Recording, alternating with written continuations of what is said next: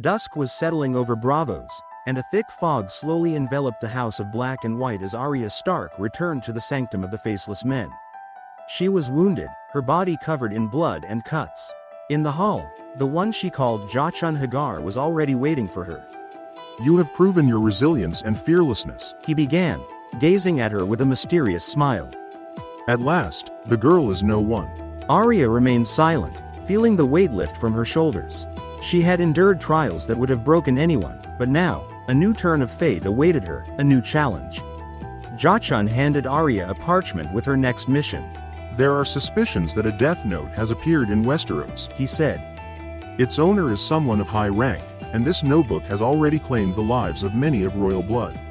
Arya read the names on the list aloud. Robert Baratheon, Renly Baratheon, Robb Stark, Joffrey Baratheon. Her heart tightened with pain at the sight of her brother's name. There are 3 suspects, Jachun continued. Lord Varys, Lady Melisandre, and Lord Bellish. Your task is to find out who possesses the notebook and eliminate its owner at any cost. Arya accepted the mission, knowing she would have to confront the most dangerous people in the 7 kingdoms. One rainy day, a black notebook fell from the sky, and someone unknown picked it up. The notebook was ancient and nearly filled with names. After reading the rules of the Death Note, the stranger hastily wrote down 2 new names. From the darkness, a terrifying figure with large wings and a grotesque face appeared. It was Riot, known in legends as a Shinigami, the god of death.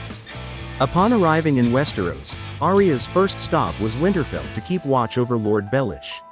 She knew that Lord Varys was already dead, burned by Daenerys Targaryen for treason, and Lady Melisandre possessed other supernatural abilities, having resurrected her brother Jon from the dead.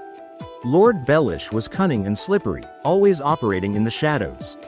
Arya hid in the dark corridors of the castle, watching his every move. She noticed how he talked to himself, fully aware that he was communicating with someone invisible to ordinary human eyes. Arya realized that Lord Bellish had become suspicious, and she was running out of time. She couldn't allow him the chance to use the Death Note and write her name. She drew a sharp Valyrian steel dagger and swiftly approached Littlefinger. With one quick motion, she slit his throat, giving him no time to even cry out. Lord Bellish's lifeless body collapsed to the floor.